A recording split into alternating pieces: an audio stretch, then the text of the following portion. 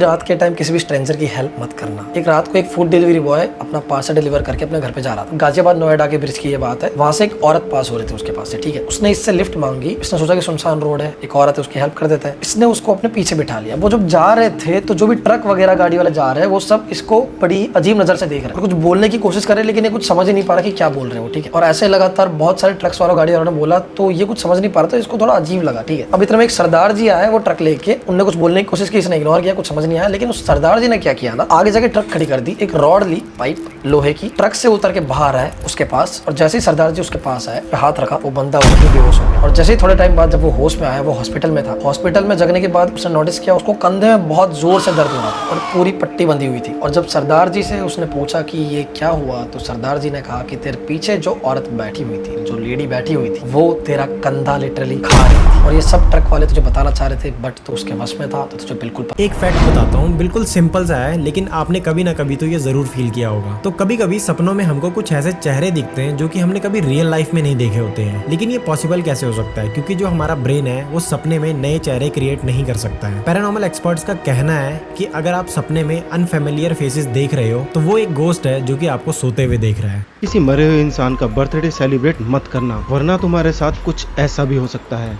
जो तुमने कभी सोचा भी नहीं होगा। तो रशिया की एक लेडी होती है जिसकी 5 साल की एक छोटी सी बेटी थी, जिसका कुछ टाइम बाद ही बर्थडे आने वाला था। लेकिन उसके बर्थडे से ठीक 5 दिन पहले उसकी बेटी की एक रोड एक्सीडेंट में डेथ हो जाती है। अब इसके ठीक 5 दिन बाद जब उस छोटी सी बच्ची का बर्थडे आता है तो उसके सभी घर वाले मिलकर अपनी बच्ची का बर्थडे सेलिब्रेट करते हैं। लेकिन सेलिब्रेशन के टाइम पर ही भाई उनकी फैमिली के साथ कुछ ऐसा हुआ जिसको देख करके भाई तुम्हारे रोंगटे खड़े हो जाएंगे।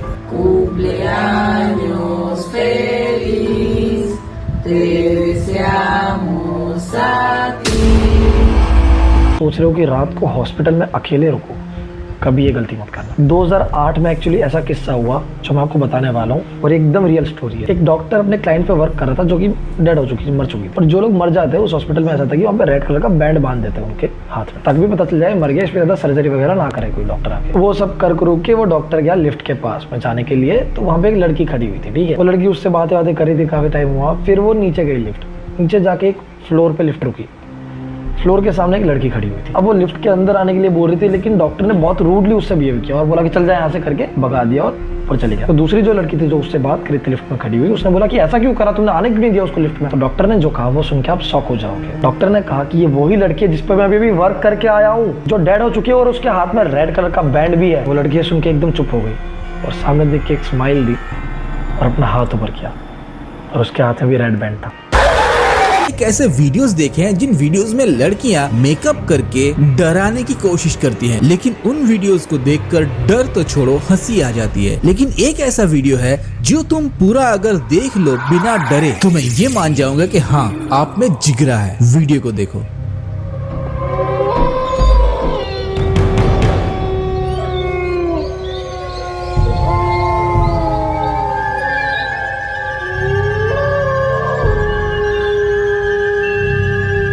मूवीज के डरावने सच, और लास्ट वाला मूवी का नहीं बल्कि रियल लाइफ का है। सबसे पहले दानन, ये जानकर आपको हैरानी होगी कि इसकी शूटिंग एक 100 साल पुराने रोमानियन चर्च में हुई थी, मतलब एक रियल हॉरर प्लेस पर। और कई क्रू मेंबर्स ने देखा कि एक व्हाइट ड्रेस पहने कोई औरत वहाँ खड़ी है, लेकिन जब वो वहाँ जाकर देखते तो कोई भी नहीं था। नेक्स्ट, एनाबेल एक रियल स्टोरी पर आधारित है और इसकी डॉल एक म्यूजियम में रखी है जिसके आगे लिखा है डू नॉट टच। लेकिन एक दिन एक लड़के ने उस डॉल का मजाक उड़ाया और उसके बॉक्स को नॉक करा और बोला अगर तू रियल है तो मुझे कुछ करके दिखा। फिर म्यूजियम से निकलने के 1 घंटे के अंदर उसका बाइक से एक्सीडेंट होने से मौत हो गई। हालांकि उसकी गर्लफ्रेंड बच गई जिसने ये सब बताया। मेरे एक दोस्त ने सुनाई है। उसका एक दोस्त था राहुल नाम का, वो हाईवे से जा रहा था, रात के करीब 2:30-3 बज चुके थे। उसे अचानक से भूख लगती तो वो देखता अगल बगल में कुछ मिले तो वो खाए। ये सोचने के तुरंत बाद इसको पास ही में एक होटल दिखता है, तो वो जाता है वहाँ पे, गाड़ी मोड़ देता है, सोचता है कि रात को यहाँ रुक जाऊंगा। अंदर एंटर करता है। एंटर करते ही एक रिसेप्शन सा होता है जिसपे कई सारी धूल वूल लगी होती है। बंदा वहाँ खड़ा होता है, उसको जाके पूछता है कि मुझे रूम दे दो प्लीज। कहता है कि यार रूम्स तो ना है नहीं अवेलेबल। कहता है कि आप नीचे ही हमारे कॉरिडोर है, वहाँ बेड है, आप वहाँ पे जाके सो जाओ। पैसे लिए करीब 500 रुपये उसके पास से, ठीक है। ये गया अंदर सोने के लिए।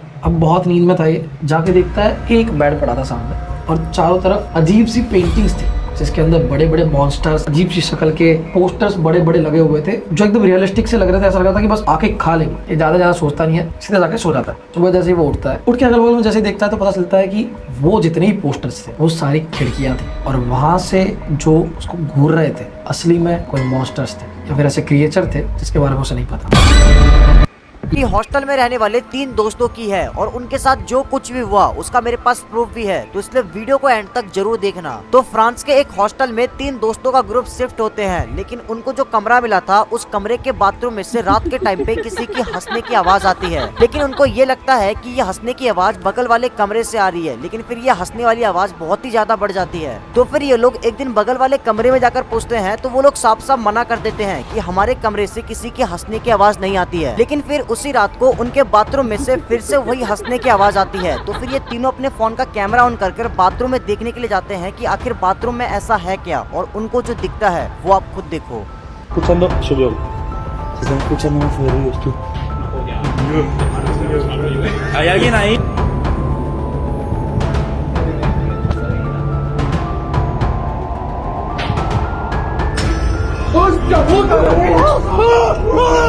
उस समय सिर्फ 9 साल का था।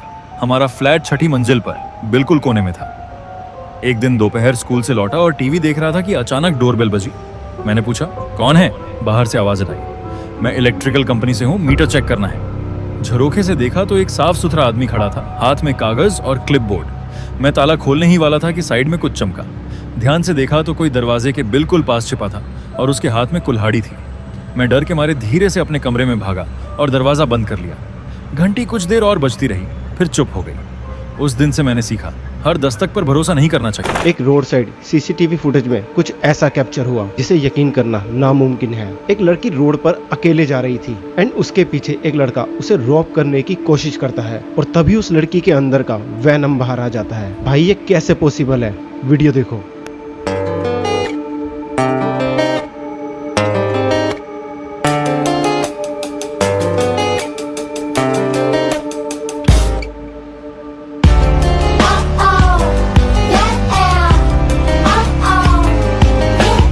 स्टोरी है मेरे एक सब्सक्राइबर गजेंद्र सैनी की। तो ये भाई साहब बचपन में अपना वेकेशन मनाने के लिए फुल फैमिली के साथ जा रहे थे नानी जी के घर। इनकी कार अचानक से एक रोड पे बंद हो गई। इसके पापा को थोड़ी बहुत नॉलेज थी तो उन्होंने थोड़ा बहुत तार पेच सही करके सही कर दी गाड़ी। अब वो जैसे ही गाड़ी स्टार्ट करने वाले थे, सामने से उसके नाना जी खुद साइकिल पे आए। उन्होंने इनको आके बोला, अरे बेटा आ गया तू। तो थोड़ी बहुत बातें चीतें हुई और गजेंद्र भाई के सामने देख के उन्होंने बड़ी एक क्रीप सी स्माइल दी। उनकी आवाज एकदम अलग लग रही थी, जैसे बैठ सी गई हो। उन्होंने गजेंद्र के कान में जाके बोला कि पीछे मत देख। अब बचपन में तो बुढ़ में रहती है। इसने मुड़ के पीछे देखा, पीछे एक लेडी ब्लैक साड़ी में भागती हुई इनकी ओर आ रही है। इस भाई साहब की तस्रीफ फटी है, चिल्लाया पापा पापा मम्मी ये देखो देखो भागती आ रही है। और उसके मम्मी पापा को कुछ दिख ही नहीं रहा था, सिर्फ इसी को दिख रहा था। उस औरत का चेहरा ना पूरा एकदम जला हुआ था, जैसे किसी ने एसिड फेंक दिया। फिर बच्चे के डरने पे उसके पापा ने गाड़ी चला दी। नाना जी को बोला चलो आप घर पे आओ। और वो जैसे ही घर पे पहुंचे, उसके नाना जी ऑलरेडी वहां मौजूद थे।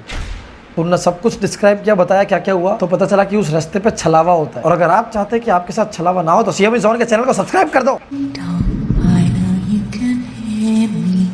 Open up the door. I only want to play a little ding dong. You can't keep me waiting. It's already too late for you to try and run away. जी मैं आपको एक ऐसी वीडियो दिखाने वाला हूँ जो कि देखने में काफ़ी नॉर्मल है, लेकिन उसकी बैक स्टोरी उतनी ही डिस्टर्बिंग है। पहले ये वीडियो देखो फिर बताता हूँ।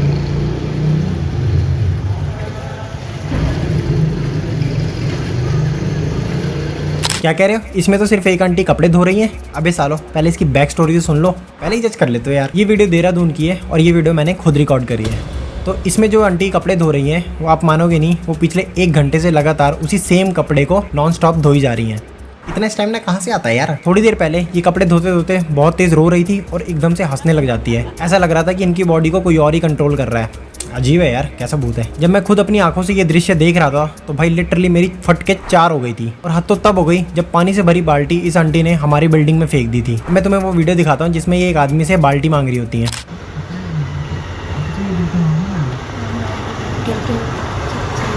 ऐसी वीडियोस के लिए चैनल को सब्सक्राइब करो यार, क्या कर रहे हो?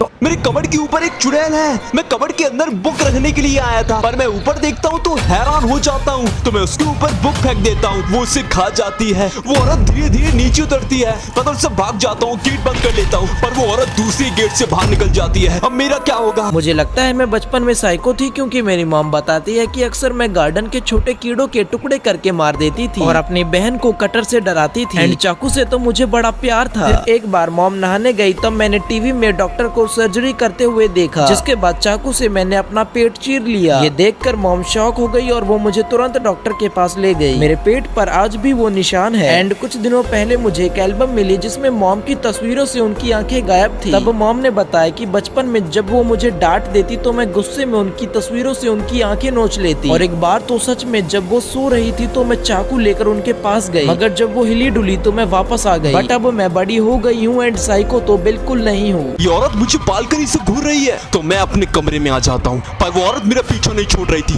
वो मेरे पीछे आ रही थी, वो दौड़ रही थी, मैं दौड़ती हूँ, दौड़ते दौड़ते कमरे का गेट खोलती पर गेट नहीं खुलता है, और तभी वो उधर से गायब हो जाती है। तभी सब कुछ शांत हो जाता है, वो मेरे सामने आ जाती है, पर मैं एक सपना देख रहा था। अगर मैं उठा तो ये औरत मुझे मार देगी और मेरी आंखें खुल जाती हैं। अगर आपके साथ कोई घटना घटी है तो आप मुझे कमेंट में बता सकते हैं, मैं उसकी स्टोरी जरूर बनाऊंगा।